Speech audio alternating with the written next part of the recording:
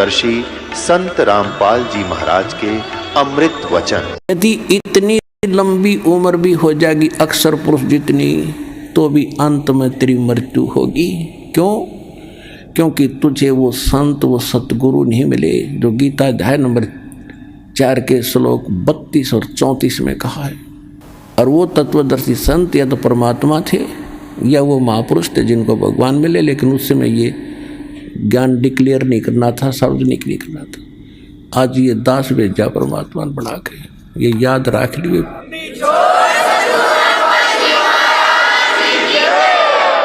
इतनी उम्र बुलंद मरेगा अंतरे। क्यों? क्योंकि सतगुरु लगे न कान न बैठे वो संतरे। ना तो कोई सतगुरु मिला, वो संत नहीं मिले, जिस कारण से कहते सुखदेव ने 84 भुगती बना पजावे खरवो, और तेरी क्या बुनियाद पर तू पंडा पंथ पकड़वो। ऐसी साधना करके सुखदेव जैसे महर्षि ने गधा बनना पड़ा। एक बार अपनी हिस्ट्री बताते हैं सुखदेव जी। उसको दिव्य दृष्टि प्राप्त हुई और डिस्कशन चल रही थी, उसमें एकदम झटका लगा उसको सब ऋषियों के बीच में उसने अपनी आत्म कथा बताई कि एक समय मैं गधे की योनि भोग रहा था और कुम्हार ने खूब काम लिया पुजावे के ऊपर, और जब मैं अंधा हो गया मुझे छोड़ दिया। कर्म अनुसार अंग भंग होते हैं और यहाँ दोनों कर्म भोगने पड़ते हैं जब तक परमात्मा कबीर जी की भक्ति हम नहीं करते हैं। परमात्मा कबीर जी की भक्ति इस दास से प्राप्त होने के बाद आपके पूर्व के सारे पाप कर्मों पर क्रॉस लगा देगा, खत्म कर देगा, भगवान नष्ट कर देगा।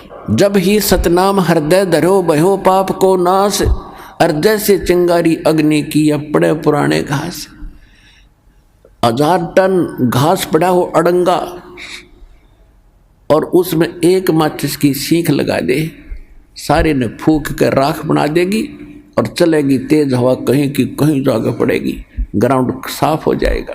जैसे सूरज के आगे बदरा ऐसे कर्म छयारे, प्रेम की पवन करे चितवंजन जल के तेज नयारे।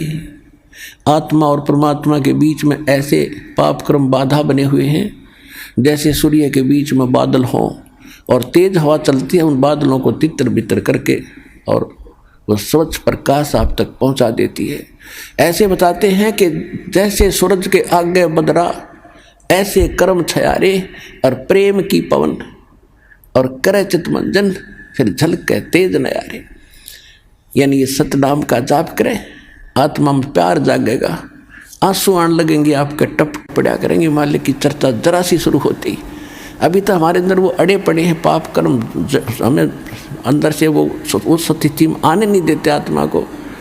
और जब ये आत्मा उस स्थिति में आएगी तो कहते प्रेम की पवन, और फिर करे चितमंजन, मालिक का शुक्र करे, याद रखे दाता ने, फिर झलके तेज न्यारी रोशनी होगी, आत्मा भगवान की तरफ बढ़ेगी। तो क्या बताते हैं कि सुखदेव ने 84 भुगती बना पजावे खरवो, और तेरी क्या बुनियाद प्राणी तू पेंडा पंथ पकड़वो। अब वो बता रहा सुखदेव कि मैं गधा बन गया, छोड़ दिया मेरे मालिक, नंदा हो गया, चलता चलता जा रहा था, पगडंडी का आइडिया लगा कर आगे को जंगल में चला गया। आगे नाला था थोड़ा सा 2-2.5 फुट का, उसमें आम व्यक्ति कदम जाता था, वो तो जंप लगा जाता वहाँ से।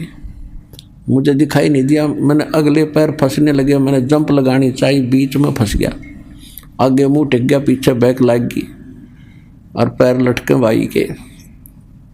कहते 1 हफ्ता 10 दिन तड़प के भूख से प्यास से मरा, ऐसे ऐसे कष्ट उठाए।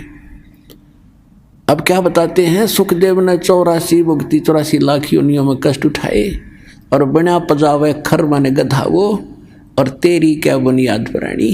तो ये छोटे मोटे व्रत करता फिर इन पर घूम रहा है इधर उधर, इनसे कोई लाभ नहीं होगा। ये तो ऐसे महर्षियों की दुर्गति। और तो पेंडा पंथ पकड़, वो पेड़ा वो मार्ग, वो यथार्थ भक्ति मार्ग पकड़ दो। तत्वदर्शी संत बताते हैं उस ज्ञान को ग्रहण कर, उस भक्ति को कर, तब तेरा छुटकारा हो। अब परमात्मा से ज्ञान प्राप्त करके आदरणीय गरीबदास साहिब जी क्या कह रहे हैं, मन तू चल रे सुख के सागर, जो शब्द सिंधु रत्नागर। अब सुख सागर किसे कहते हैं? शंखो लहर मेहर की उपज, कहर नहीं जा कोई, दास गरीब अचल अविनाशी, सुख का सागर सोई। शंखो लहर मेहर की उपजे। जैसे मेरे दास के साथ तो बहुत बार ऐसी घटनाएं हुई है, कभी पहले भी नाम लेने के बाद तो बहुत ज़्यादा होता है। अकेले बैठे हो, चिंतन मालिक का चल रहा हो, ऐसी स्थिति आ जाती है चाहे किसी ने हमें कितनी पीड़ा दे रखी है, कितना दुखी कर रखा है, तो उसके प्रति भी द्वेष नहीं आता। ऐसी सब अपनों सा दिखाई देता है, कोशिश करके भी नहीं होता, और वो होती है थोड़ी सी देर की। उसके बाद 100 कोशिश कर लेते हैं उस तरह स्थिति में आने की, नहीं आ पाते हैं। तो वह मेहर की लहर थी, उसके जाने के बाद कहर की लहर शुरू होगी। उसने ऐसे क्यों कर दिया, उसे वो ऐसे क्यों बोला, वो करना है, वो रह गया, वो नुकसान हो गया, उसने वो ऐसे चलेंगे, वो करेंगे, ये कहर की लहर टूटी होगी शुरू। तो कहते हैं वह शंखों लहर मेहर की उपजे, वह ऐसा भाव रहेगा। और कहर नहीं जहाँ कोई दुख नहीं, कोई कष्ट नहीं। और दास गरीब अचल अविनाशी, सुख का सागर सोई। अब क्या कहते हैं? मन तू चल रहे सुख के सागर, जहाँ शब्द सिंधु रत्नागर। रत्नागार, आगार मन डिपो खान, वह सुख की खान है। सतलोक यानी जिसमें कि उस चीज का अभाव नहीं। कोयले की खान है, कोयला निकाल ले जा, अंत नहीं आता। कहते वो आगार है, डिपो है सुख का, सुख सागर। रत्न आगार, आगार माने रत्न यानी सुख रूपी रत्नों का भंडार है वो। फिर क्या बताते हैं? कोटि जन्म तन भर मत हो गए, और कुछ नहीं हाथ लग्या रे। कुकर सुकर खरबा बोरे, कौआ हंस बगारे। कोटि जन्म तू राजा की न मिटी न मन की आशा, और भिक्षुक होके दर दर घूमया, ये मिला ना निर्गुण रासा। आप ऐसे भी साधक रहे हो, घर त्याग दिया प्रेरणा पाके, जंगल में बैठ गए, गांव से भिक्षा मांग लाए, सूखी रोटी जैसी मिली उनको 2-2, 3-3 दिन वृक्ष का बांध देते थे पहले ऋषि मुनि, और सूख जाती थी, फिर उनको पानी में भिगो भिगो के 2-2 दिन खाते थे कि रोजाना कौन जावा टाइम वेस्ट कर रहे। कैसे ऐसे कहते ऐसे कठिन तप साधना भी तूने की, जिसके कारण आप इंद्र की पदवी भी प्राप्त कर ली, स्वर्ग का राजा बने, पृथ्वी के राजा बन गए। आप ब्रह्मा विष्णु महेश की भी पदवी प्राप्त आपने कर ली, लेकिन आपका यो जन्म मरण नहीं मिटा, यो कष्ट नहीं मिटा इस सत्य साधना के ना मिलने से। कहते इंद्र कुबेर ईश की पदवी, और ब्रह्मा वरुण धर्मराया और विष्णुनाथ के लोक को जाकर तो फिर भी वापस आया। अब देखो, हम तो एक छोटे से क्षेत्र के कोई चेयरमैन बन जाए, सरपंच बन जाता है, बस उस समय काख पीटे बिना ज्ञान के, और चेयरमैन बन जाता कहना है कि एमएलए एमपी बन जाओ, पता नहीं क्या बन गया। तो इस प्रकार परमात्मा कहते हैं तो पूरे स्वर्ग के राजा इंद्र, वो तो स्वर्ग में तो वैसे जीव आम आदमी जाना चाहता रहा कि वहाँ तो गुणा सुख से एक सिंपल मैन को भी, तो उसकी तुलना में वहाँ के इंद्र को, वहाँ के राजा को, सुरपति देवताओं के राजा को कितना सुख होगा, उसकी थोड़ी सी झलक बताते हैं कि आप यहाँ कितनी कितनी कठिन साधना करके फिर भी भटक रहे हो, कुछ भी हाथ नहीं लगा। क्या बताते हैं कि आगे गए ना वापस आए, और रहते भी सब जा, और बिन साहेब की बंदगी कहीं ठोर ठिकाना ना। अब जैसे मनुष्य जीवन में है हम, या मृत्यु होगी, कर्मानुसार हम हो सकता स्वर्ग में भी चले जाएं, कुछ पुण्य हो गए तो पुण्य में भी, वहाँ स्वर्ग में मृत्यु होगी, चलो पुण्य खत्म हुए, नरक में। अब नरक का समय भी निर्धारित होता है, वो पूरा होता है, चलो गधा बनो, गधे का भी निर्धारित है, मरो फिर चलो कुत्ता बनो, और फिर कभी मनुष्य बनो तो मनुष्य बनो, और फिर मरो फिर चलो, या चलो चलो मिटेगी। अब इस दास से दीक्षा लेकर।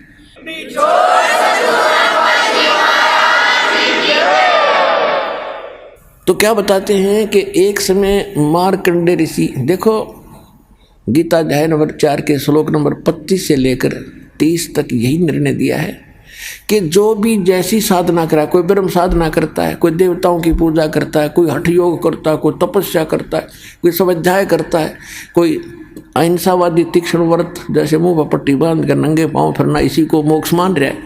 ये सभी अपनी अपनी साधनाओं को पाप नाशक मानते हैं। पाप नाशक मीन मोक्षदायक, पाप नाश होंगे तभी तो मोक्ष मिलेगा। इसी प्रकार मार्कंडेय ऋषि उसी कैटेगरी का था। उसने ब्रह्म साधना को सर्वोत्तम मान रखा था। इन ऋषियों को ब्रह्म से ऊपर ज्ञान नहीं था, तो फिर भी उसने घोर तप कर रहा था बंगाल की खाड़ी में। अब जो स्वर्ग का राजा बनता है वो बहुत ज़्यादा या तो कोई पुण्य धर्म कर रखे हो, यज्ञ 100 यज्ञ करनी पड़ती है उसको, 100 मन देसी घी उसमें एक बार में लगाना होता है। उसकी कुछ टर्म कंडीशन होती हैं कि 100 यज्ञ करे तब तक वो कोई कंडीशन नहीं फेल होनी चाहिए। यदि उसकी कोई भी वह कंडीशन भंग होगी तो वो फिर नए सिरे से करनी पड़ती है। ऐसी उसमें बहुत भयंकर मर्यादाएं हैं। और दूसरी प्रकार से इंद्र बनता है तप करके, और उस तप के दौरान यदि उसका तप भंग हो जाता है, खंड हो जाता है, तो फिर नए सिरे से उसको करना पड़ता है। और जो इंद्र की पदवी पर इंद्र बैठा है, स्वर्ग का राजा, उसको एक इंस्ट्रक्शन और होती है कि यदि तेरे शासन काल में यदि कोई अन्य प्राणी ने पृथ्वी पर इंद्र की पदवी प्राप्त करने योग्य तप कर ले, या राजनीति है वहां तक चलती है, तो तुझे पद से हटा के बीच में हटा देंगे और उसको वो पद दिया जाएगा। ये तेरी जिम्मेवारी है कि उसको तप नहीं होने देना, ये उसकी मजबूरी बन गई। तो इंद्र राज तो करे है, उसके साथ यह टेंशन साथ रहती है कि कोई ऐसा तप ना कर ले जिससे मेरी इंद्र की पदवी भंग हो जाए। जैसे विश्वामित्र लगा था तप करने, उसके पास स्वर्ग से एक उर्वशी भेज दी और अल्ले उससे शादी करवा ली। एक लड़की होगी, 6 महीने बाद घेर कर लड़की ने भागी, अब मेरा काम पूरा हुआ ऋषि जी, संभाल तेरी बेटी ने। तो ये सब इंद्र का जाल है, इस काल का जाल, इस इंद्र ने ये सब कर रखे हैं। इसको सतर्क रहना पड़ता है। इसने सब जगह अपने गुप्तचर छोड़ रखे होते हैं। तो गुप्तचर ने आके बताया कि एक मार्कंडेय नाम के ऋषि बैठे बंगाल की खाड़ी में, बहुत समय से तपस्या कर रहे। इंद्र ने सोचा बड़ा तगड़ा संत है, उर्वशी भेज दी, उसको कुछ सिद्धियां दे दी, ऋषि के आसपास ऐसा वातावरण बना दिया खूब नॉर्मल सा, बसंत जैसा, और ऐसी मीठी मीठी सारंग अपने आप आवाज़ें आने लगी जैसे साज बजते हैं, यानी उसको प्रेरित करने के लिए। और स्वयं सामने थोड़ी सी दूरी पर डांस करने लगी। ऋषि की आधी आंखें खुली थी, आधी बंद थी। वो खूब डांस वगैरह करके थक ली। तो उसने देखा कि ऋषि टस से मस नहीं हो रहा और देख भी रहा है। लास्ट में वो डी वस्त्र होगी, कति नगन खड़ी होगी कपड़े उतार के। तब ऋषि ने कहा कि हे बहन, हे बेटी, हे माई, आप ये क्या कर रहे हो, यहाँ कैसे आए हो? तो शर्मिंदा होकर उसने सब वस्त्र पहन लिए। फिर आके कहने लगी कि हे ऋषि जी, मेरे इस रूप को देखकर इस बनखंड में जितने भी और तपस्वी थे वो मुझे मालूम है उनकी क्या दशा होगी, लेकिन आप पता नहीं आपकी समाधि कहाँ थी और आपको ये प्रभाव नहीं हुआ। तो ऋषि ने कहा कि जहाँ मेरी समाधि थी, जहाँ मैं डांस देख रहा था, वहाँ तेरे जैसी तो नाचने वालों की नौकरानी थी, उनके पैर धोने वाली। तुझे क्या देखूं फिर मैं? अगर तेरे से कोई सुंदर होना उसने भेज दे। तो वो कहने लगी जी, इंद्र की पटरानी मैं ही हूँ, यानी सबसे ब्यूटीफुल औरत स्वर्ग में इंद्र की पत्नी होती है, उसका नाम सची होता है। तो मार्कंडेय ऋषि ने कहा कि मेरी समाधि ब्रह्मलोक में थी। ब्रह्मलोक सबसे बड़ा होटल है इस काल का। प्रत्येक जैसे एक तो कॉमन होटल है स्वर्ग नरक को, तो कोई जाओ उसमें। एक विष्णु के लोक में विष्णु का पुजारी जाता, वहाँ एक रेस्टोरेंट है, वहाँ ये बकवाद है और स्वर्ग क्या है। तो ये सबसे ज़्यादा कॉस्टली और सबसे ज़्यादा बकवाद उस ब्रह्मलोक में है। तो मार्कंडे, अब जैसे आप देखते हो, अब देखो हमने देखा करते, एक देखा हमने बड़े ऊंचे से टीले पर बैठा एक साधु, जब यू ज्ञान नहीं था, और चमटा गाड़ रखा, दूना ला रखा, और लोग जाओ कोई दूध का लोटा ले जा रहा है, कोई कुछ ले जा रहा है, और दर्शन करें जा के माथा टेके, दूर तक दिखे। अब उसके बारे में इस सूक्ष्म वेद में बताया है गरीबदास साहिब जी ने कि डिम्ब करें, डिम्ब माने पाखंड ढोंग करें, और डूंगर चढ़ें, डूंगर माने ऊंचे स्थान पर बैठेंगे ये, ताकि दूर तो सब न दिखूं मैं कुछ कर रहा हूं, और अंतर झीनी झूल जग जाने ये बंदगी करे, ये बों सूल बबूल, ये तो खोटे खोदे थे, इनको ज्ञान ही नहीं था। तप करें, तप से अगले जन्म में राजा बने, राजा ने खोटे कर्म करे, अगले जन्म में नरक। तपेश्वरी सो राजेश्वरी, राजेश्वरी सो नरकेश्वरी, तप से राज राज मद मानव, सुख संवेद में लिखा है, और जन्म तीसरे फिर शुक्र स्वान। तो मार्कंडेय ऋषि तप कर रहा था, तो ये ब्रह्मलोक में इसकी समाधि चली। अब देखो आप कहीं बैठे हो, कहीं पर भी बैठे हो, 10-20 मिनट में मन ऐसी प्रेरणा करेगा, चलो वहाँ चलते हैं, वहाँ बैठते हैं, बैठने की चेष्टा करोगे तो भी ना बैठने दे। और आप चले जाते तो सिनेमा देखने जाते थे पहले, अब तो नहीं जाएंगे हम। तो 3 घंटे का न्यों नहीं पता लग गया कितनी देर में गई, क्योंकि नई नई बकवास देखने मन को चाहिए, तो बैठा रहेगा। तो ये क्या करते हैं कि इनका कोई कमल खुल जाता है साधना से ऑटोमेटिक, कोई पिछले संस्कार से, पहले भक्ति युक्त लोग थे बहुत थे, अब ना खुलता किसी का, तो वो पुराने संस्कारों से वो खुल जाता था। तो उसमें वो क्या देखते हैं, जैसे टेलीविज़न ऑन हो गया आपका, कोई चैनल चाल पड़ा, तो उसमें वो कार्यक्रम रिले तो कहीं और से हो रहा, देख रहे हो टेलीविज़न में। तो ऐसे जो ब्रह्मलोक में डांस हो रहा था, उस ऋषि ने वहाँ दिखा था, वो सामने वो खुल कर सामने रिफ्लेक्ट हो जाता, जैसे डिस्प्ले पर आ जाता है। तो वो डांस देखा था, हम सोचा तपस्या कर रहा है, ना मन टेकन दे इन्हें। तो ऐसी थी इनकी तपस्या, मूर्ख बना। आप भी बड़े थे, हम इनके पीछे लगे रहे, बड़े सिद्ध पुरुष हैं। इसलिए जब उसने इस औरत से भी सुंदर औरतें वहाँ दिख रही थी, टारगेट इसका वहीं जाने का था कि इस नाम के जाप तो साधना से वहाँ जाऊँगा, फिर इनको वहाँ मिलेंगी मुझे। और ये नाम भगत क्या करते, इनका टारगेट क्या था। तो ये भगवान की रोशनी से आपको दाना दाना समझ में आओगा इसका पूरे अध्यात्म मार्ग का, सब कर्मों का, सब अध्यात्म ज्ञान का। अब मार्कंडेय ऋषि कहने लगा तेरे से कोई सुंदर हो उसको भेज। तो वो कहने लगी मैं इंद्र की पटरानी मैं ही हूँ। तो उसने कहा कि जब इंद्र मरेगा, ऋषि ने कहा, उसको पता था कि इंद्र की आयु कितनी है, 72 चतुर्युग, 72 चतुर्युग। इंद्र यानी ब्रह्मा के एक दिन में 14 इंद्रों की मृत्यु हो जाती है। ब्रह्मा जी के 1008 वर्ष की पूरा एक दिन होता है, वैसे लंपसम इसको 1000 वर्ष मान लेते हैं। जैसे 365 से 1/4 दिन का अपना वर्ष होता है, इसको हम 365 का मान ले हैं। तो इस प्रकार 72 चतुर्युग तक वो इंद्र का राजा रहेगा, स्वर्ग का राजा इंद्र बना रहेगा। और मार्कंडेय ऋषि को पता था कि इसकी मृत्यु होगी, इतना इनको ज्ञान था। तो इसने कहा, उस औरत से कहा, उस उर्वशी से कहा ऋषि ने कि इंद्र मरेगा तो तू क्या करेगी, तो भी तो मरेगी, तो भी मरेगी। कहने लगी मैं 14 इंद्रों को वरूंगी। अब हिसाब लाइयो पुण्यात्मा, ये 2.5 घंटे सुबह 2.5 घंटे शाम बैठ के अटपट करके सोचो मोक्ष प्राप्ति कर लेंगे। मंत्र ये है नहीं जो मूल मंत्र दास के पास है। तो कहने का भाव यह कि इतनी तपस्या, इतने पुण्य किए थे उस पुण्यात्मा ने, जो इंद्र की पटरानी बनी हुई है, उसकी कितनी 1000 चतुर्युग की आयु थी उसकी, 1008 चतुर्युग की। क्योंकि कह रही है कि इंद्र मर जाएगा, मैं न्यों की न्यों रहूँगी, नेक्स्ट इंद्र वहाँ आएगा तपस्या करके, वो मेरा पति होगा। यानी मैं तो स्वर्ग की रानी पटरानी बनी रहूंगी, इतने समय तक इंद्र मरते रहेंगे। तो मार्कंडेय ऋषि ने कहा कि वो 14 इंद्र भी मरेंगे, और फिर तू क्या करेगी कि जितने इंद्र मैं वरूंगी वह तो गधे बनेंगे मृतलोक में, और फिर बाद में मैं गधी बनूंगी।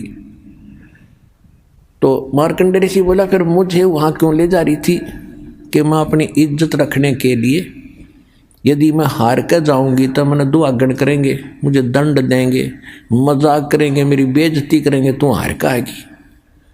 मार्कंडेय ऋषि बोला तू आज भी गधी 14 खत्म करेगी, और मरने के बाद तू स्वीकार कर रही है कि मैं गधी बनूंगी, वो गधे बनेंगे। सारी भी इज्जत की ठेकेदारी बन रही है अपनी इज्जत रखने के लिए।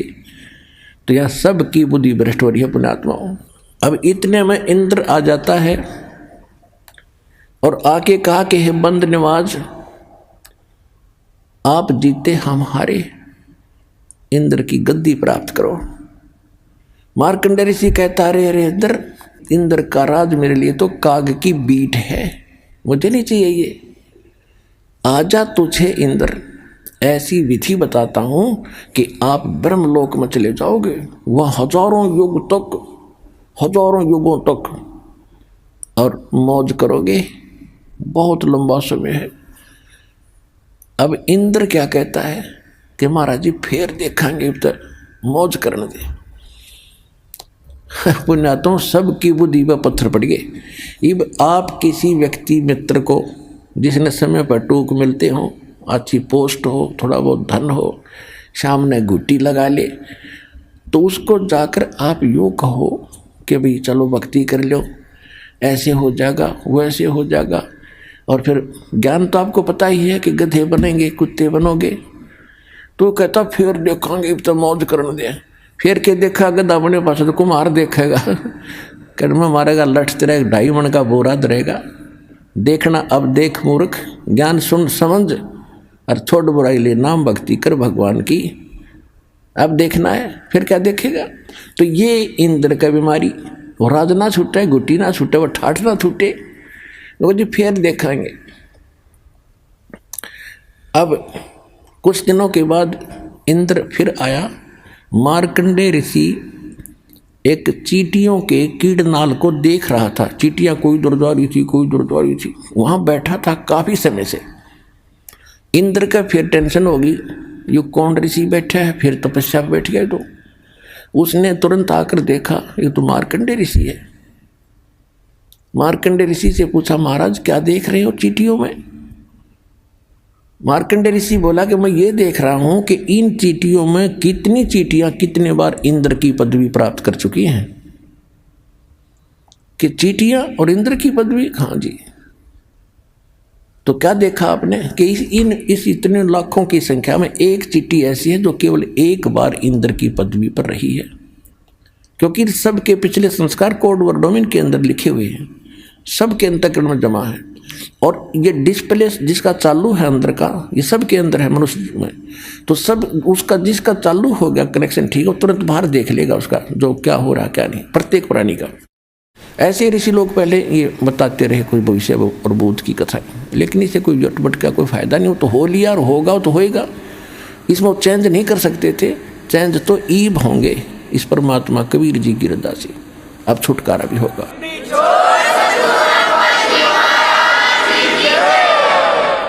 तो इंद्र का पसीने आगे कि एक बार ये सब चींटियां भी इंद्र रही हैं, कई बार, एक की बात छोड़, और फिर भी बुद्धि में आई। तो पुण्यात्माओं ये खेल समझना। अब क्या बताते हैं कि इंद्र कुबेर ईश की पदवी ब्रह्मा वरुण धर्मराया, विष्णुनाथ के पुर को जाके तू फिर भी वापस आया। असंग जन्म तन मरता होगे जीवित क्यों ना मरे रे, 12 मध्य महल मठ बोरे बहुर न दे धरे रे। ओए कहते हैं असंग जन्म हो गए तो आपने मर्तों को अब जीवित मर कर देख एक बार। अब जीवित कैसे मरना है एक तो ऐसे मरना है कि हमने संसार की रीस नहीं करनी, कोई ज़्यादा फंड कर रहा करने दे, नाच गावे ब्याह विवाह शादी में करने दे। ये तो बालक करते हैं ऐसे जिनको ज्ञान नहीं। जैसे एक समय नानक साहिब जी मायूस बैठे थे, ऐसे ही कोई भक्त प्रथम बार गया, दूसरी बार गया, देखा कि साधु संत फकीर और इतने मायूस क्यों हैं, क्यों दुखी दुखी से नजर आ रहे हैं, तो सुख, इनको तो टेंशन होनी ही नहीं चाहिए। तो उसने पूछा कि महाराज मैंने कई बार देखा है आप खुश नजर नहीं आते।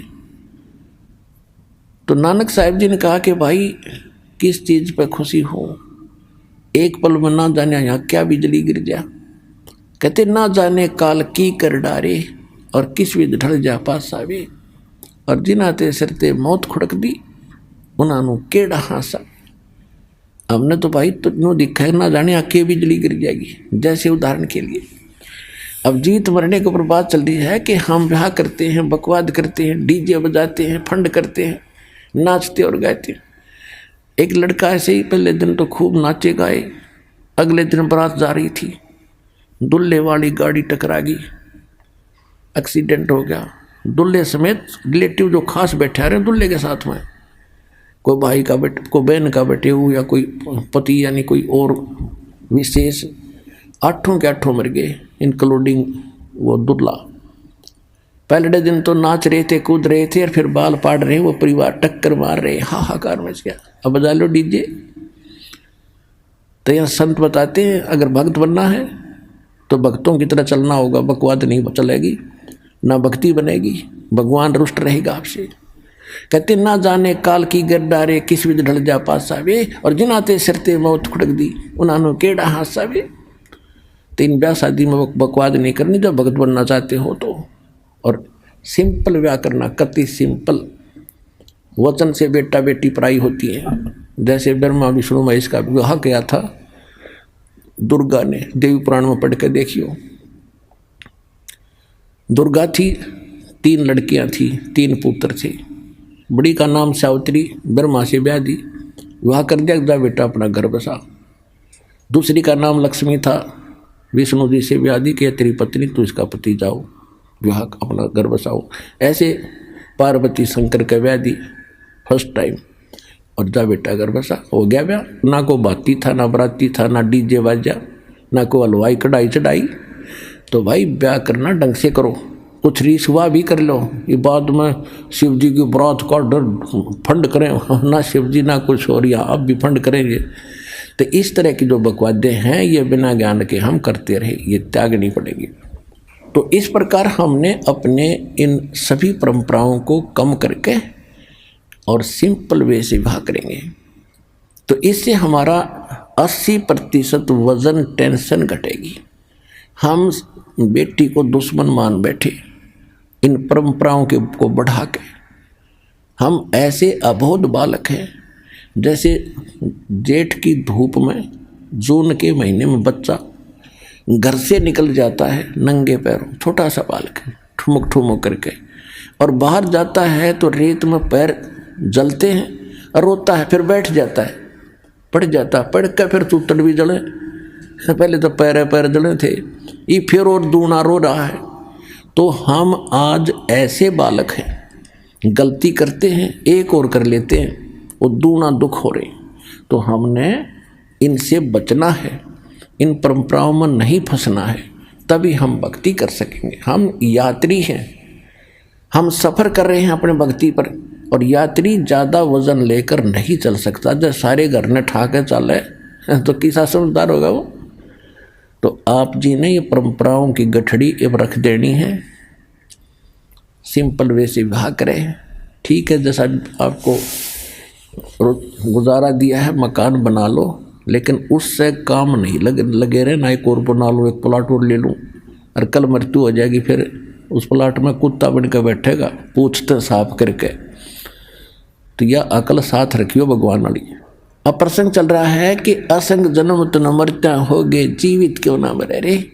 तो अब अपनी कुछ मनोकामनाओं पर अंकुश लाना पड़ेगा। इच्छाओं को कम करना पड़ेगा। और इच्छा कम होंगी इस ज्ञान से, कहने से नहीं होती है।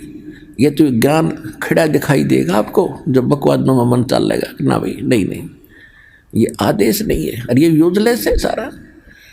सारा समय इस समय खो दिया। सन 1983 की बात है, 84-83 की। एक बैंक मैनेजर ने रोहतक के अंदर सेक्टर 1 में एक कोठी बनाई, उसमें 3.5 लाख रुपए लगे।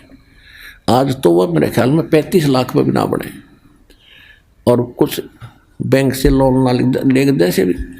और उसका मुहूर्त करे था उस दिन, एतवार का दिन था। सामान लेने के लिए वो निकला था स्कूटर उठा के। उस दिन जिस दिन उसकी मुहूर्त शुरू हो रही थी, उसके पुजारी आ रहे थे, पूजा करनी है। इधर पूजा होती है, उधर शराब स्वरूप तैयार रहती है कि एक भी पूजा वाले फारग हों, फिर गुट्टी शुट्टी लावांगे। ऐसी पूजाएं थी हमारी। स्कूटर उठा करके कोई सामान लेने गया था पूजा का या कोई और अन्य आवश्यक वस्तु। आगे जाके टू व्हीलर स्कूटर तो स्कूटर टकरा गया, पड़ते कनपटी लगी फुटपाथ पे, वहीं पैर पसार गया भाई। अब उसको ठीक कौन रहेगा? आपकी तो कूतरू बनकर घूम रहा होगा। तो कहने का भाव ये है कि जो ये घटनाएं घट रही हैं और भगवान क्या बता रहे हैं, ईब आपके लिए एक दृष्टि बनेगी न्यारी। तो इस नज़र को देखकर फिर आगे चलना सफर में। अब क्या बता रहे हैं परमात्मा कि असंग जन्म तना मर्त्या होगे, जीवित क्यों ना मरे रे। और 12 मद महल मठ बोरे बहुर ना दे धरे रे। जीवित एक तो ये मरना है, संसार की चोचले देख के हमने उधर नहीं देखना ना चलना, तो हम जीवित मर गए। जो भगवान दे रहा है, परमात्मा ने यहाँ तक कह रखा है कि लुक्खी सुखी खा के ठंडा पानी पी और देख पर आई चौपड़ी मत ललचावे जी। जय तू चावे चौपड़ी तो बहुत करेगा पाप है। भगवान ने जो तुझे दे दिया है उसको संतोष के साथ ग्रहण कर। यदि इसे हटकर कुछ करेगा तो पाप पकड़ के प्राप्त कर सकता है, और ये पाप हमारे दुश्मन है, हम क्यों करेंगे। और फिर क्या कहते हैं कि जीवित मरना दूसरी टाइप ये है, जैसे आप सत्संग में नहीं आते हो, किस लिए नहीं आते हो? क्योंकि काम खराब हो जाएगा, कोई जरूरी कार्य है और वो उसमें दिक्कत आ जाएगी। अपना आत्मा एक व्यक्ति रात्रि में नाइट सर्विस पर जा रहा था और उसने जल्दी थी कि वापस आऊँगा, और वापस आकर ये काम मेरे अधूरे हैं, इनको पूरे करूँगा, इसलिए रात को भी अपने उसमें काम में ही यूज लिया कि वो काम कराऊँ, फिर ये ज़रूरी काम दिन में करूँगा। और रास्ते में नाइट सर्विस एक्सीडेंट होगी, वो वहीं मर गया। वो रह गए धीरे धीरे आवश्यक काम जिसके लिए रातों नहीं पड़ा था। अब आप जब वहाँ से चलते हो तो ये खुरापात काल पैदा करता है, कई प्रकार के करता है। परमात्मा ने हमें सतर्क रखा है कि मात पिता सुत स्त्री आलस बंधु कान और संत मिलन को जब चले ये अटकावा आने।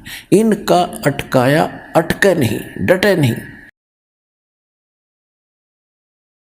और आता है वो आवागमन सा।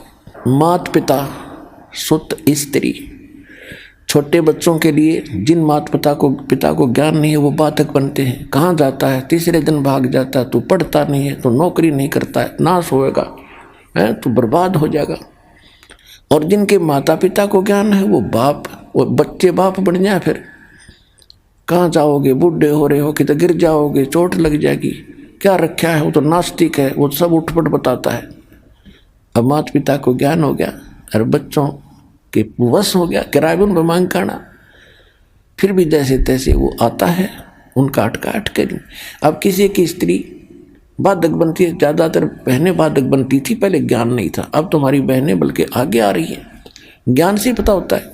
तो उनको डर रहता था, जो कहीं जाता है ज्ञान की बातें सुनता, कहीं छोड़ कर भाग ना जा, बाबा ना बढ़ जा और तू उजड़ जा, इसलिए वो स्त्री बहुत बाधा करती थी।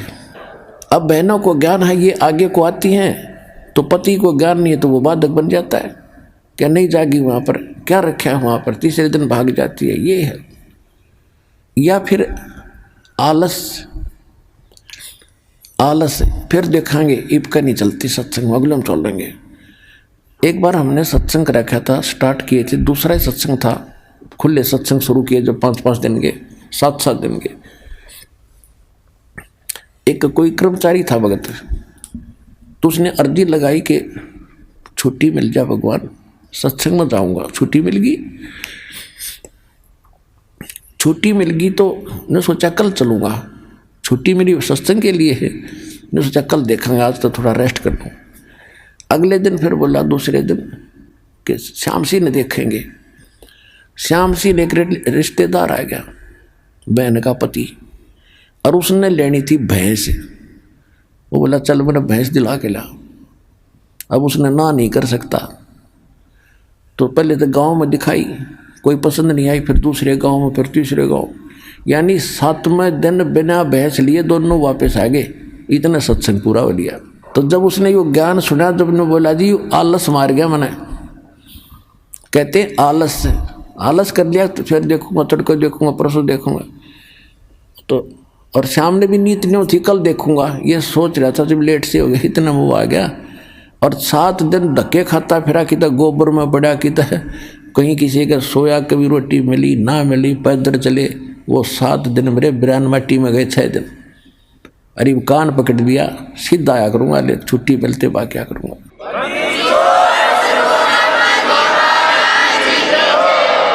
मात पिता सुत स्त्री आलस बंधु कान लोक लाज। लोक लाज क्या है भाई? कहाँ जाते हो? सतलोक आश्रम बरवाला, जिला हिसार, हरियाणा में। अरे वहाँ कहाँ जाते हो? तो ऐसे छुड़वाता है, श्राद्ध भी छुड़वाता है, सारी पूजाएं छुड़वाता है, नास्तिक बनाता है। तो जो 2-4 टोक देते हैं, तो जो कमज़ोर संस्कार का आदमी फिर चुप हो जाता, भाई ठीक है, नहीं जाते, सारे कहने लगे। यानी लोक लाज में आकर उसने भक्ति मार्ग छोड़ दिया। तो ये भी कमजोरी बताई है। ये लोग कहते हैं, इसके बारे में परमात्मा बताते हैं कि कुल करनी के कारण, यानी लोक लाज के कारण अनसा गया बिगो, यानी इसने बैठा लिया, भक्ति छोड़ दी। और जब यो कुल के कर लेगा, जब तू 4 पाया का हो, गधा बन के घूमेगा, यो कुल तरह के ढाल लड़ा देगा। इसलिए परमात्मा कहते हैं, मात पिता सुत स्त्री आलस बंधु कान, और संत मिल को जब चले ये अटकावे आने। इनका अटकाया अटके नहीं, डटे नहीं डटे। और संत मिलन को जा, कह कबीर सो संत है आवागमन नशा। अब जैसे, और दूसरा ये जीवित मरना है कि आप ये सोच लो, जब सत्संग का समय निकट आवे, फाइनल फैसला कर ले। जब भी महीने में, 2 महीने में, जब भी आप उचित समझते हो ना, उस दिन टाल नहीं करे। और ये सोच ले कि आज मान लीजिए मैं इस बहाने से, इस कारण से नहीं जा पा रहा हूँ कि वहाँ जाने से कहीं ये हानि ना हो जा। और क्या पता 1 मिनट में क्या बिजली गिर जाए, मृत्यु हो जाए तेरी, फिर परमानेंट टिकट कट गई, फिर और से काम तो फिर भी रह गया। इवन न्यू सोच ले, हे भगवान मेरी मृत्यु होगी, और जीवित मर कर सत्संग की तरफ चल पड़े। और 3 दिन, 4 दिन, 5 दिन, जैसा समय 2 दिन आपका हो, यहाँ लग गया। इब 3-4 दिन में कुछ काम खराब हो भी गा, तो फिर जाके संभाल लेंगे। अब जब परमानेंट टिकट कट जाएगी, जब क्या कर लेगा, तो फिर भी होना ही होना है। और परमात्मा के चरणों में आने के बाद बच्चों, काम बिगड़ा नहीं करते, ये तो दूने बढ़ा करें। या बहुत भक्त ऐसे प्रमाण देते आकर के कि मैं चलना चाहता था, खूब कोशिश कर रहा था, पैसे नहीं थे, और अचानक एक ऐसा स्थान पर जहाँ कदे पैसे सपने में भी नहीं रखे, उसको वैसे उठा कर देखा, डायरी में 500 का नोट मिला। तो काम यो बिगड़न देगा आपके, जब काम बनाने वाला मिल गया आपको।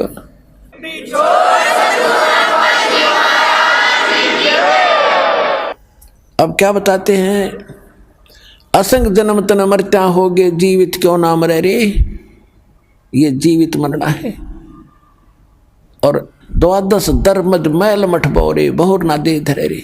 अभी तक आप जी 10वां द्वार सुना करते थे। और एक यू जम्मू के अंदर रांजड़ी में मधु परमहंस नकली कबीरपंथी। इसने किताब पढ़ ली कबीर साहब की वाणी में, 11वीं खिड़की पागी, गर्मा द्वार किसी को नहीं पता, मुझे पता है। पता उसमें तो 12 द्वार लिखे हैं, इनकम्प्लीट नॉलेज है आपका। तो वो 12वें द्वार हैं कहाँ, इन्हें वो ही नहीं पता। क्या बताता हो कि 10 द्वारतों की तो सतिथि है और 11वें द्वार की कोई सतिथि नहीं। जैसे नाक है, नाक की सतिथि है, वो नहीं, वो तो वैसे ही है, वो में ज्ञान हो तो वैसे हो। अब क्या बताया कि जैसे 21 ब्रह्मांड का जो क्षेत्र है, एक ब्रह्मांड का जो क्षेत्र है, ये 10वें द्वार पार करके इस ब्रह्मांड से पार हो जाते हैं। इसके बाद इसी काल के जाल में ही रहते हैं। 11वां द्वार है जो 21वें ब्रह्मांड को पार करेंगे काल के, और 7 संग ब्रह्मांड का अक्षेत्र शुरू हो जाएगा, अक्षर पुरुष का, वो 11वां द्वार है। और अक्षर पुरुष के अक्षेत्र से पार करके सतलोक में प्रवेश करेंगे, वो 12वां द्वार है।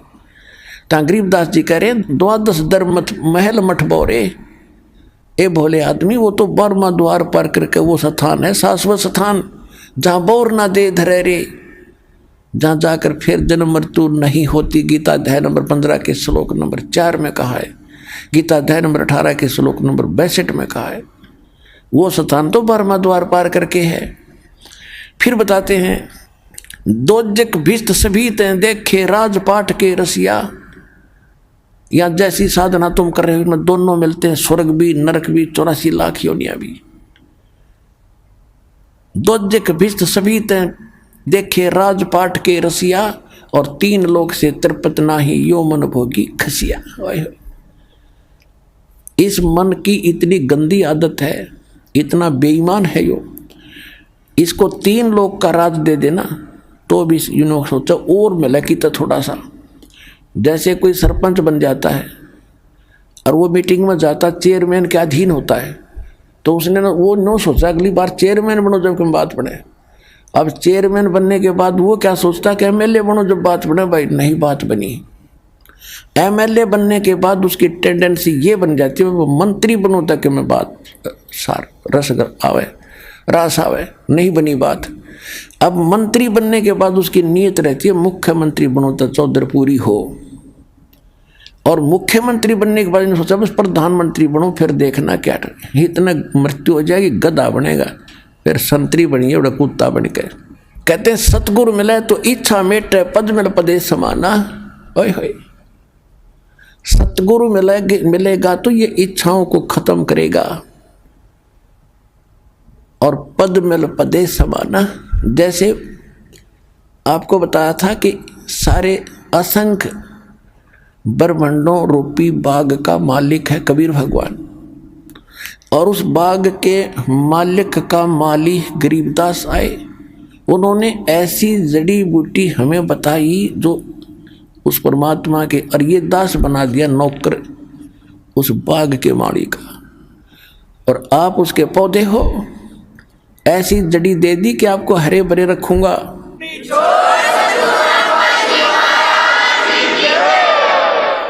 आप हरे भरे रहोगे तो मुद्दास की नौकरी ठीक बनी रहेगी।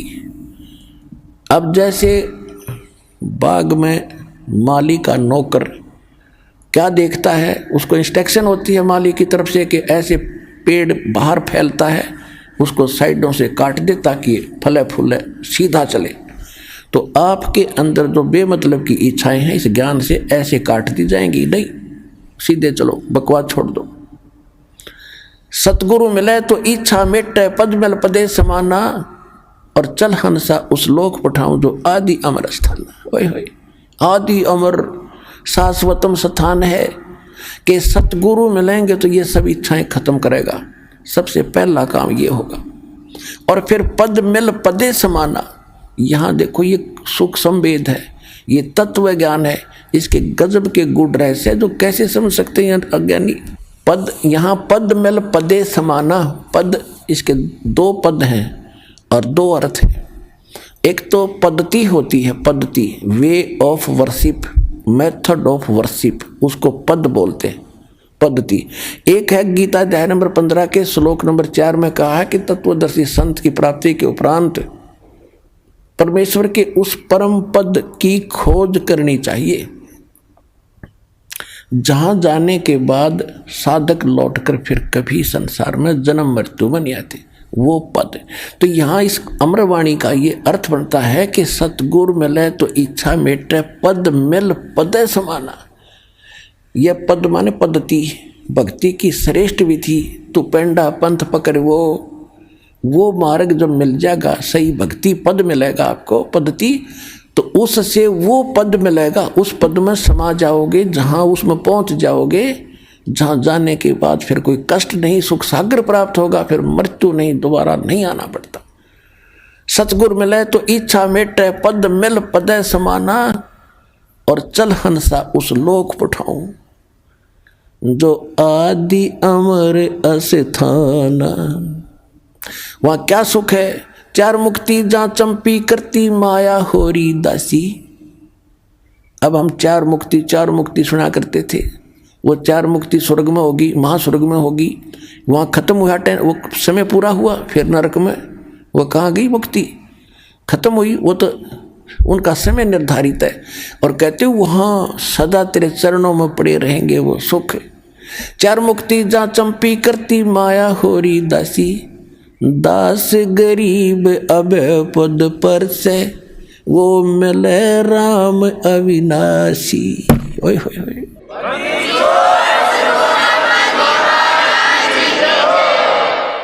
कौन सा अविनाशी राम? गीता अध्याय नंबर 15 के श्लोक नंबर 16 और 17 में 3 राम हैं, 3 पुरुष हैं, 3 प्रभु हैं, 3 स्वामी हैं। सरपुरुष, अक्षर पुरुष। सरपुरुष भी नाशवान, अक्षर पुरुष की स्थिति एज आपको बता दी, और ये भी बता दिया कि एती उम्र बुलंद मरेगा अंतरे। क्यों? क्योंकि सतगुरु मिले ना लगे न कान वो संतरे। ओए होए।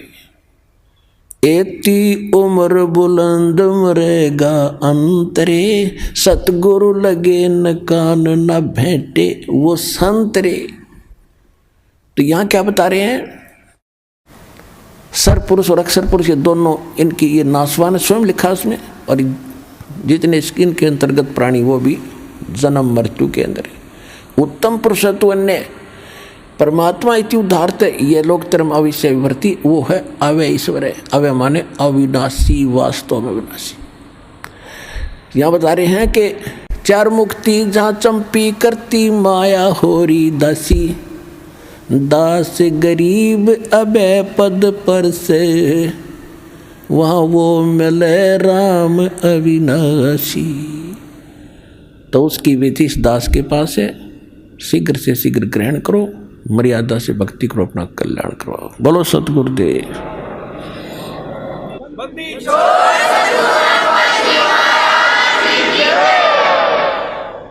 परम पिता परमात्मा पूर्ण ब्रह्म सारी सृष्टि के रचनहार कबीर देव कबीर परमेश्वर जी की असीम रजा से आप सभी पुण्यात्माएं परमात्मा की अमर कथा सुनने के लिए उपस्थित हुए। जिन प्राणियों के ऊपर परमेश्वर की मेहर भरी नज़र होती है,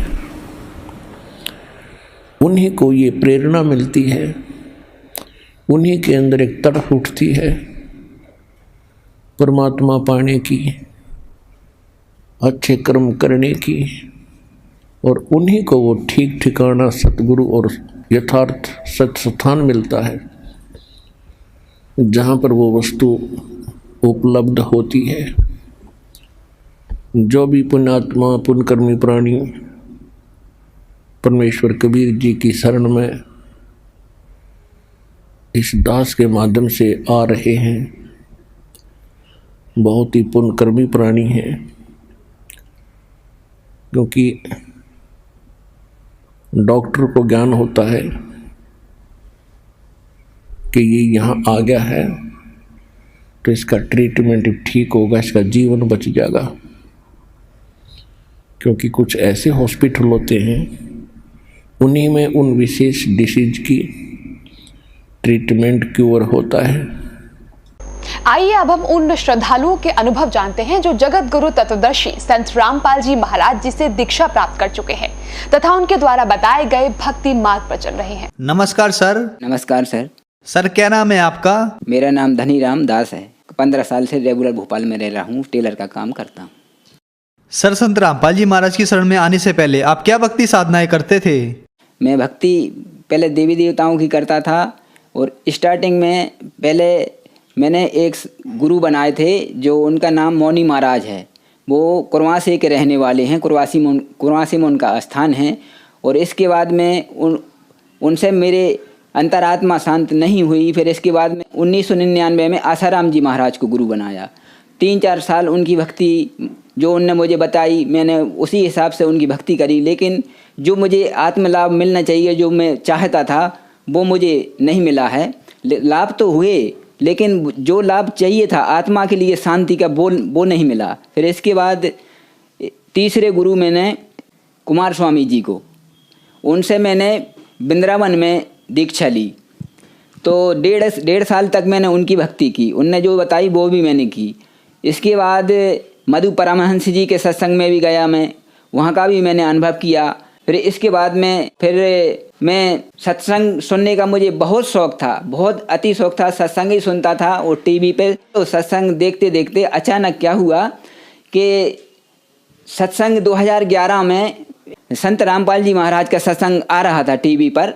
तो मैंने देखा इनने जो बताया भक्ति मर्यादा ऐसी है, ऐसा है, ये तीनों देव भगवान नहीं है, ये देवता हैं, और प्रमाण सहित ये बताया। तो मेरे तो मतलब आत्मा गदगद हो गई। फिर मैं कम से कम 1.5 साल तक नाम नहीं ले पाए। 2011 से 2012 भी पूरा निकल गया। मेरी रात दिन नींद मतलब उड़ गई। मैंने रात दिन यही सोचता रहा था कि संत रामपाल जी महाराज के कैसे मैं जाऊंगा। मैंने तो दिल्ली भी नहीं देखी, लेकिन मैं आगे कैसे जा सकता हूँ। अब मैं इसी चिंता में मतलब दुबला भी होने लगा, मेरा शरीर बहुत दुबला होता गया। फिर संत रामपाल जी महाराज से 18 अक्टूबर 2013 में नाम दीक्षा ली। सर हमने सुना है कि संत रामपाल जी महाराज से नाम दीक्षा लेने के बाद श्रद्धालुओं को बहुत सारे लाभ प्राप्त होते हैं, चाहे वो आर्थिक हो, शारीरिक हो, मानसिक हो या आध्यात्मिक हो। तो क्या सर संत रामपाल जी महाराज से नाम दीक्षा लेने के बाद आपको भी कोई लाभ प्राप्त हुए? बिल्कुल सर, लाभ हुआ ना। पहला लाभ तो मुझे ये हुआ कि जो इन रामपाल जी महाराज ने, संत रामपाल जी महाराज ने जो ज्ञान दिया, तो उस ज्ञान से शंकाएं जो थीं वो सब मिटती चली गईं। और इसके बारे में फिर जो मुझे लाभ हुआ, तो मेरी पत्नी जो है, इनका बीपी या जो भी होता हो, सिर में इतना दर्द होता था कि इनको मैं 2 किलोमीटर भी या 4 किलोमीटर लेके जाता था कहीं भी, तो ये वापस जब लाता था तो इनको उल्टी तक होने लगती थी, इतना सिर दर्द होता था। 2000 से 2012 तक रहा इनको। संत रामपाल जी महाराज से सर जब तक जुड़े नहीं, तब तक इनको वो सिर दर्द होता रहा था। इसके बाद में फिर इनका जब सिर दर्द ठीक हुआ, फिर आप कहीं भी ले जाओ इनको, 1000 किलोमीटर भी ले जाओ, 1500 भी ले जाओ, तो अब इनको कुछ नहीं होता। फिर इसके बाद में क्या हुआ कि जो मेरी पत्नी है, एक बार ये गांधीनगर में भजिया बना रही थी, वहाँ शादी थी, तो भजिया बना रही थी, तो अचानक चेयर पर बैठी बैठी बना रही थी। अचानक वो चेहरे जब लुढ़क गई, खोलता हुआ तेल इनके ऊपर से यहाँ से पूरा साया पूरा भीग गया। साया भीगने के बाद भी इनकी साड़ी जो है ना, साड़ी तक मतलब पिलक गई थी अग्नि से, इतना गर्म तेल था। तो इनका एक छींटा भी नहीं आया, शरीर पर बिल्कुल कुछ भी नहीं हुआ इनको। और जो देखने वाले थे वो बोलने लगे कि वो तो जल गई, मतलब घबरा गए जो देखने वाले थे वहाँ। तो ये 1 मिनट में 1 सेकंड में खड़ी हो गई और मतलब बोलने लगी, मुझे कुछ नहीं हुआ, आप घबराओ मत, कुछ नहीं हुआ। संत रामपाल जी की कृपा से वो मेरी पत्नी जो बिल्कुल बच गई, बार बच गई। अब इसके बाद में क्या हुआ कि मेरा एक जो बच्चा है बड़ा वाला, उसको मतलब कई महीना से 2-4 महीना हो गए थे, उसको कहीं धंधा पानी कुछ नहीं मिल रहा था। फिर हमारे मन में आया कि अब आश्रम जाना पड़ेगा संत रामपाल जी के, और वहाँ जाकर अर्जी लगाएंगे तभी मतलब कुछ हो सकता है। तो हम तो जाते ही रहते थे वैसे, महीने 2 महीने में 3 महीने में। तो मेरी पत्नी भी साथ में थी, हम दोनों गए वहाँ। और वहाँ जा कर के हमने जैसे दंडवत किया और मन ही मन में प्रार्थना की कि हमारे बच्चा 2-3 महीने से फिर रहा है, उसको धंधा पानी नहीं हो रहा है। तो जैसे ही संत रामपाल जी के शरण में प्रार्थना करके हम वहाँ बैठे, तो घंटा 1.5 घंटे के बाद बच्चे का फ़ोन आ गया। तो सर जब फ़ोन आया तो बच्चा मुझसे बोलता है कि पापा मुझे जहाँ पर मैं पहले नौकरी करता था वहीं फिर से मुझे उस सेठ ने बुला लिया है। तो मैंने धन्य किया है संत रामपाल जी महाराज, आपकी कृपा से आने से ही मैंने जैसे दंडवत किया वो करके बैठा, वो तुरंत आपने सुन ली परमात्मा। तो संत रामपाल जी की बहुत बड़ी ये कृपा हुई उसकी, आज भी वो वहीं नौकरी कर रहा है मेरा बच्चा। अच्छा, इसके बाद फिर क्या हुआ कि अब जब से नाम लिया है कोई हमारे घर में बीमार भी नहीं होता, हम सब बढ़िया रहते हैं। और मम्मी पापा हमारे जो थे, फिर मैंने उनको भी बोला कि पापा मम्मी आप भी नाम ले लो, मतलब नाम लेने से क्या होता है कि 70-80 साल की आपकी उम्र हो गई हैं, गुरुजी जो बताते हैं संत रामपाल जी महाराज, उस हिसाब से मुझे ज्ञान हो गया था। तो मैं उनको बोलने लगा कि आप नाम ले लो तो मतलब आपका कल्याण हो जाएगा। तो पापा तो नाम लेने के लिए तैयार हो गए, तो पापा ने नाम ले लिया, पापा आ गए हमारे साथ में, तो पापा को हमने नाम दिला दिया। आज वो हमारे पापा स्वस्थ हो करके आज भी, जो कि अब कोई भी उनको देखकर ये कह सकता है कि ये मतलब 2 साल में 4 साल में जाने वाले थे ऊपर। संत रामपाल जी महाराज की कृपा से पापा आज भी जो भक्ति करते हैं जो उनको दी है, तो आज वो बिल्कुल स्वस्थ हैं। संत रामपाल जी महाराज से दीक्षा लेने से पहले हम मतलब जो है कि मैं ही अकेला कमाता था और परेशानी थी, मतलब ऐसी ज़्यादा मतलब कुछ नहीं रहता था, उतना ही करते थे उतना ही खाते थे। अब आज जब संत रामपाल जी महाराज से नाम लिया, इसके बाद में अब धीरे धीरे स्थिति ऐसी हो गई कि अब हम बहुत बढ़िया अच्छे तरीके से हम धंधा पानी सब कुछ बढ़िया चल रहा है। आज की स्थिति बिल्कुल ठीक है, वो बढ़िया रह रहे हैं। मेरा बच्चा जो है मोबाइल का काम करता है, तो मोबाइल का काम करता है तो वो उसका जाना आना प्रतिदिन बीमा कुंज में रहता है, तो बाइक से चलता है वो। तो एक दिन क्या हुआ, तो बाइक से ऐसे ही चल रहा था, तो SR2 जो लाल बस रहती है वो बीच रोड पे फंस गया अचानक। कैसे ही वो घबरा करके उसने जब सामने बस देखी तो घबरा के उसने दोनों हाथ छोड़ दिए। जब दोनों हाथ छोड़ दिए वो घबरा गया कि अब तो मैं चला गया, मैं बच नहीं सकता, मतलब तो घबरा गया। तो क्या हुआ कि पता नहीं चला उसको कि बस कब निकल गई और एक साइड में गाड़ी पड़ी, एक साइड में वो पड़ा, और ना तो गाड़ी का कुछ हुआ ना उसके कुछ कोई खरोंच नहीं आई। संत रामपाल जी महाराज की इतनी कृपा। तो वो बच्चा भी आज कहता है कि मैं बच कैसे गया। हम जानते हैं कि संत रामपाल जी की ही कृपा है ये, उनका बार बार मैं धन्यवाद करता हूँ कि उनकी ही कृपा से वो बच्चा बचा है, और उनकी ही कृपा से मेरी पत्नी उस गर्म तेल से जो बच गई उसको कुछ भी नहीं हुआ, और उनकी ही कृपा से संत रामपाल जी महाराज की कृपा से ही आज मेरे बच्चे की नौकरी आज भी लगा हुआ है। तो हमारा सब कुछ ठीक चल रहा है। सर, संत रामपाल जी महाराज से नाम दीक्षा लेने के बाद आपको बहुत सारे लाभ प्राप्त हुए, तो जो श्रद्धालु आज आपको देख रहे हैं आप उन्हें क्या संदेश देना चाहेंगे? उनके लिए यही कहना चाहूँगा कि मैंने भी उनकी भक्ति की है इन संतों की, लेकिन वो पूर्ण लाभ नहीं हो सकता जो संत रामपाल जी महाराज से हो सकता है। जो संत रामपाल जी महाराज जो ज्ञान देते हैं, जो भक्ति बताते हैं, जो मंत्र दीक्षा देते हैं, उस हिसाब से पूर्ण संतुष्टि आत्मा को मिलती है जो मिलना चाहिए। जो आत्मा चाहती है वो ही शांति आत्मा को मिलती है, वरना इन गुरुओं से नहीं मिल सकती। धन्यवाद सर। धन्यवाद सर।